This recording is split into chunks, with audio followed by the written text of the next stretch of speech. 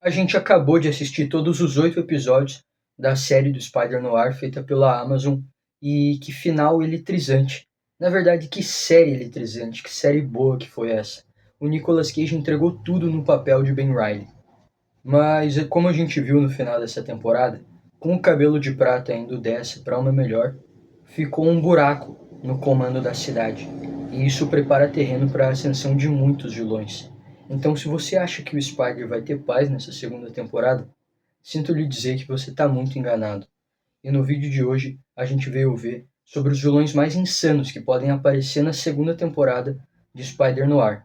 Mas antes de eu te falar quem é o monstro mutante que pode governar essa cidade de uma maneira implacável, o canal tá com 73 inscritos e a gente tá com a meta de bater 100 inscritos até o final desse mês. Então, se você curte filmes, séries, o mundo geek, referências, curiosidades, teorias, se inscreve no canal, você certamente não vai se arrepender. Eu sou o Léo, você está no Upside Movies e vamos lá! O Duende. Esquece o exoesqueleto, os planadores, as granadas em forma de abóbora e aquele Norman Osborn meio filantropo que a gente conhece. O Duende do universo do Spider-Noir recebe esse nome por um motivo muito mais bizarro. Ele, ele tem uma doença genética que deixa ele terrivelmente desfigurado, com a aparência semelhante de um réptil, meio escamosa. Por conta disso, ele viveu a vida inteira num circo de aberrações.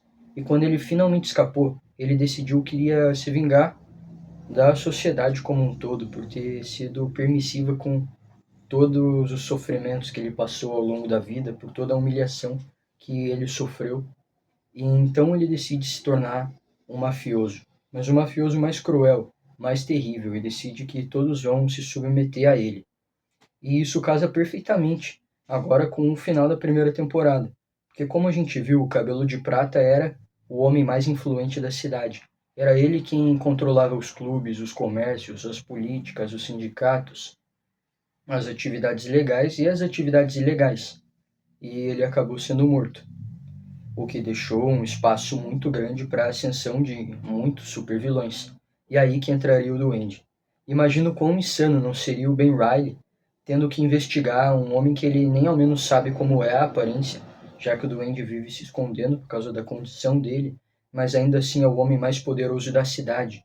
Ele, como investigador particular, apenas escuta as testemunhas, os relatos e tudo que falam sobre o Norman Osborn, e ele não sabe como é, ele não sabe nem ao menos o nome. Ele acredita que seja tudo uma lenda urbana, teoria da conspiração. E quando ele encontrasse com o Duende pela primeira vez, o choque que ele não ia tomar. Imagina o Ben Reilly pensando que fosse só mais um fruto dos experimentos feitos pelos alemães na Primeira Guerra, assim como foi o Homem-Areia e o Lápide, mas depois ele descobre que aquela é uma doença verdadeira, que o Norman Osborn sempre foi daquele jeito. Eu acho que seria absurdo. E o Duende é muito mais cruel e terrível do que o Cabelo de Prata. O Duende Verde em todas as realidades possíveis. É o maior nêmesis, o maior inimigo do Homem-Aranha.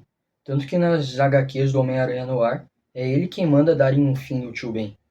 E se adaptado para o live action ia ficar muito legal, principalmente envolvendo a trama de investigação. Mas caso o Duende venha, ele não ia deixar de vir com os seus capangas bizarros. E é aí que entra o Abutre. Mas esquece o Abutre que a gente viu no CM, que é o Michael Keaton, com uma jaqueta de aviador, uma máscara tecnológica e as asas feitas com material alienígena. E também esquece o Abutre que a gente conhece dos quadrinhos e das animações, que é um senhor de 80 anos usando um colã verde com asas feitas de pena. Na verdade, o Abutre aqui do Spider-Noir recebe esse nome por um motivo muito mais brutal e bizarro. Ele, na verdade, o Adrian Toomes, é um monstro canibal que vive enjaulado.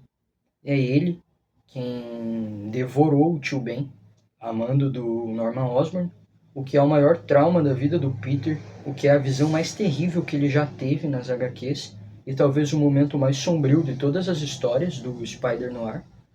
E se o Abutre for adaptado de uma maneira bem feita para um live action do Aranha Noir, ia melhorar muito a série, que já é uma baita série, ia trazer uma pegada mais adulta, mais madura, mais sombria, e até uma pegada de filmes de terror antigo. Imagina o Ben Reilly, que se tornou o Spider por pensar que nunca ia ter que lidar com coisas tão terríveis nesse nível, tendo que investigar um canibal solto na cidade. Seria, assim, insano ele vendo os rastros. Seria um negócio muito absurdo. E como a gente viu na primeira temporada, todo chefão ali de respeito tem os seus capangas com superpoderes. O Cabelo de Prata tinha o Homem-Areia, o Megawatts, o Lápide, e o Duende poderia ter o Abutre. Eu acho que ia ser absurdo isso. E particularmente ia ser o que eu mais gostaria de ver, porque ia combinar muito com a pegada de investigação no ar da série. E agora, para fechar nossa trinca de apostas, um dos meus vilões favoritos do Homem-Aranha, que é o Mistério. Você já imaginou como que seria o Mistério nos anos 30?